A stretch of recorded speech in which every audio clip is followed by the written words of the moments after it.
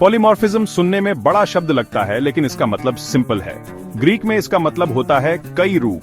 C# में इसका मतलब है एक चीज अलग अलग तरीके से काम कर सकती है। जैसे गिरगिट अपना रंग बदलता है, वैसे ही हमारा कोड अलग अलग सिचुएशंस में अलग बिहेवियर दिखा सकता है।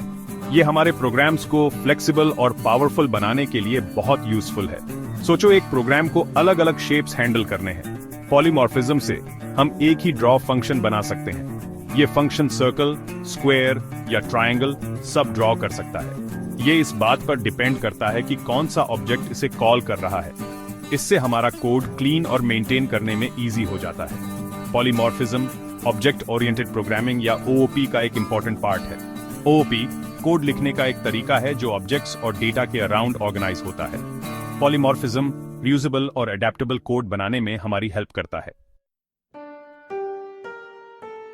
C# में पॉलीमॉर्फिज्म के मेनली दो टाइप्स होते हैं, कंपाइल टाइम और रन टाइम। कंपाइल टाइम को ऐसे समझो जैसे केक बनाना। आप इंग्रेडिएंट्स पहले से चूज करते हो।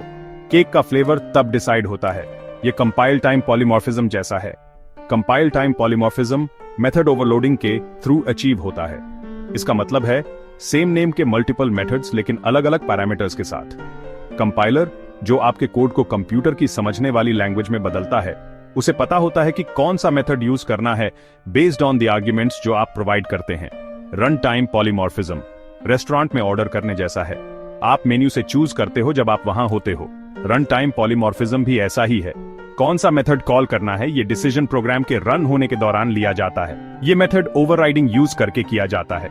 इसमें एक चाइल्ड क्लास उस मेथड का अपना इंप्लीमेंटेशन प्रोवाइड करता है जो ऑलरेडी उसके पेरेंट क्लास में डिफाइंड है। C# इसे अचीव करने के लिए वर्चुअल और ओवरराइड कीवर्ड्स यूज करता है। चलो इसे बेटर समझने के लिए कुछ कोड देखते हैं। C#//method overloading example public class calculator public int add int a int b return a plus b public double add double a double b return a plus b. In this example we have two add methods. One adds integers, the other adds doubles. This is compile time polymorphism. C#//method overriding example public class shape public virtual void draw console right line drawing a shape public class circle shape public override void draw console right line drawing a circle. Here shape is the parent class, circle is the child class. Both have a draw method, but the circle class overrides the parent's method. This is runtime polymorphism. Method overloading.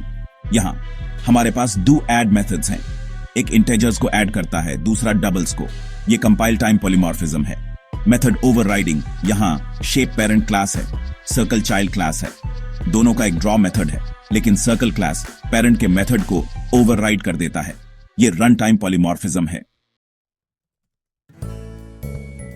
Polymorphism एक powerful tool है। ये हमारे code को ज्यादा flexible, reusable और maintain करने में easy बनाता है।